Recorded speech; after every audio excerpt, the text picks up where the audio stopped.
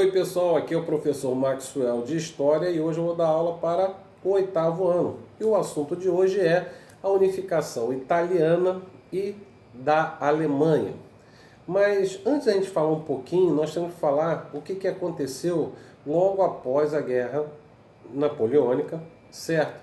Na qual vai ter o Congresso de Viena, que vai dividir essa região que fica a Itália e a Alemanha, fragmentando ela e dividindo ela ali com um protetorado ali da Áustria, da França, principalmente ali a Itália. A Itália, por exemplo, ela foi dividida em alguns setores. Por exemplo, o reino de Sardo-Piemonte, governado por uma dinastia italiana. O reino lombardo-veneziano, governado pela Áustria. Ducado de Parma, Moderna e Toscana, governado por duques sobre a supervisão da Áustria. Estados pontifícios, governado pelo Papa, e o reino das duas Sicílias, governado pela dinastia Bourbon. Então aí vocês estão vendo que eles dividiram, só que aí os jovens, jovens italianos assim chamados, eles não vão gostar muito disso e vão começar a se organizar para lutar, pela independência da Itália, tá? Nesse jovem, italiano tinha Giuseppe Mazzini, tá?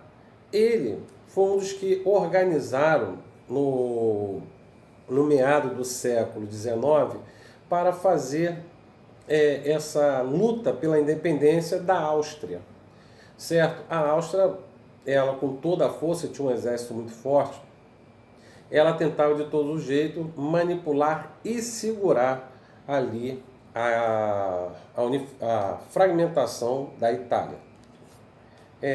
Então, Emanuel II, certo, que era rei da Piemonte, Sardenha, ele resolve entrar nessa briga com esses jovens italianos pela independência e a unificação desses ducados e principados que eram fragmentados. Então, eles vão se organizar e vão encarar o exército austríaco, que realmente naquele momento era um império e era muito poderoso, tá? E aí vem entrando nessa briga aí um camarada chamado Giuseppe Garibaldi. Giuseppe Garibaldi, não sei se vocês sabem, ele é o mesmo na qual lutou na Guerra Farroupilha aqui no Brasil, tá? Para vocês terem uma ideia, Giuseppe Garibaldi, ele quando lutou aqui no Brasil, ele conheceu a Anitta, que depois se chama Anitta Garibaldi, certo? Vai se casar com ela e depois eles vão para a Itália para lutar pela independência. Aí, o que vai acontecer? Emanuel II, ele vai ter o apoio da França por essa luta pela unificação italiana ali, o surgimento do país Itália. E Giuseppe Garibaldi, foi lutando. Então ele lutou no norte da Itália, lutou no sul da Itália, tanto é que teve uma ocasião que a França queria até alguns territórios. Emanuel II chegou até a pensar em liberar esse território, mas Giuseppe Garibaldi não concordou e vai lutar para recuperar a região sul da Itália. E nessa luta contra os austríacos, o Emanuel II, junto com Giuseppe Garibaldi, vai conseguir expulsar da região ali da Península Itálica os austríacos e assim conseguindo a independência. Teve momentos que teve também um desentendimento entre a França e a Itália por causa de que a França queria tirar proveito disso, mas não conseguiu, tá? Então assim, a Itália se torna independente, isso tudo lá pelos anos de 1860, tá? Na década de 60 do século XIX, e a Itália vai se tornar o país unificado agora, tá? E quem vai ser coroado como rei, o reconhecido como rei da Itália, vai ser Manuel II, que era rei do Piemonte e Sardenha, tá? Já na unificação alemã, já foi também diferente, porque o que acontece? Tem o rei da Prússia, que se chama Guilherme I, e ele, por exemplo, coloca como primeiro-ministro dele o Otto von Bismarck, que é da Prússia. Sendo que Otto von Bismarck, na sua administração, e sabendo que o reino ali da Alemanha, o reino não, né? Ali ainda vários principados, eles tinham uma coisa em comum, uma história, o idioma, tá? E também eles tinham uma aproximação comercial, que por exemplo, Otto von Bismarck vai lançar o Zollverein, que é uma liberação comercial, industrial entre esses países. Aí a França, que era, né, responsável ali na proteção junto com a Áustria, então Otto von Bismarck declara guerra à Áustria, consegue expulsar os austríacos ali da região, tá? Agora já é Império Austro-Húngaro, expulsa os austro-húngaros ali daquela região, e Otto von Bismarck, vendo uma pressão muito grande da França, que quem era o imperador da França era Napoleão III, que era sobrinho de Napoleão Bonaparte, tá? Então ele se torna imperador e começa a bater de frente com a França. Otto von Bismarck estava provocando a França para ver se entrava em guerra, e vão entrar.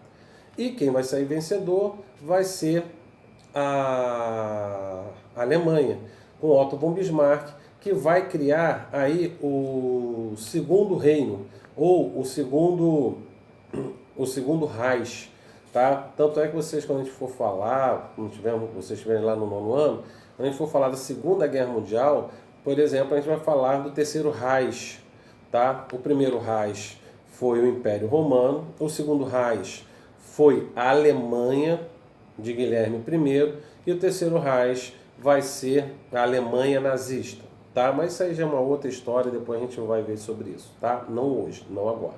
Agora a gente só está falando da unificação alemã, né, com a ajuda de Otto von Bismarck, que vai unificar esses principados e se tornando um dos maiores países industrializados da Europa. O que vai acontecer nessa guerra França e Prússia, além deles expulsarem os franceses daquela região, eles vão humilhar os franceses, vão fazer os franceses pagar uma indenização muito grande de guerra à Alemanha. Outra coisa, duas cidades chamadas Salsa e Lorena vão passar para a Alemanha. E para piorar as coisas assim, em relação a nesse relacionamento entre França e a Alemanha, o rei Guilherme I vai ser coroado dentro do Palácio de Versalhes, lá na França.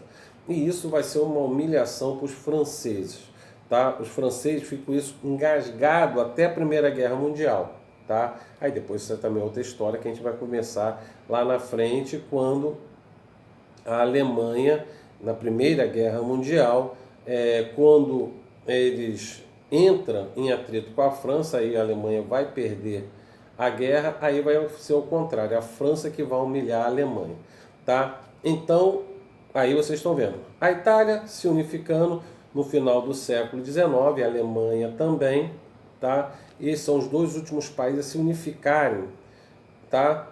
A Itália vai ser coroado, lá vai ser Emanuel II, e na Alemanha Guilherme I, sendo que na Alemanha, Otto von Bismarck, ele vai fazer uma administração como primeiro-ministro tão interessante, tá? Que ele vai acabar, às vezes, se metendo em conflitos, por exemplo, que vai acontecer na França como se fosse uma guerra civil, quando a gente vai ver a Comuna de Paris, tá? O Otto von Bismarck vai se meter nisso aí também. Então ele foi um chamado o general de ferro, vamos botar assim, porque realmente ele era ali, ó, a ferro e sangue. Então, assim a gente fechou aí essa parte aí da unificação italiana e alemã. Espero que vocês tenham entendido. Pegue aí o livro de vocês e coloque aí na página 268, 269, 270, 271, deixa eu ver se tem mais, e 271, 271, 272, tem bastante exercício aqui, tá? Então vocês façam os exercícios aí, tá? E a gente vai corrigir depois e eu passando o gabarito para vocês, tá bom? Espero que vocês tenham entendido essa unificação italiana e alemã. Claro que a gente vai ver muito mais isso ano que vem, quando a gente for falar desses dois países, principalmente aí que vai começar o drama, sabe de quê? De começar a preparar o terreno para a Primeira Guerra Mundial. Para vocês terem uma ideia, a Alemanha, como ficou muito forte a nível industrial, quem vai ser o seu principal inimigo vai ser a Inglaterra e a França. E isso faz com que a França e a Inglaterra se unam contra um inimigo comum que vai ser a Alemanha. Isso vai pegar fogo. Então tá, pessoal, um abraço, tchau e até a próxima videoaula.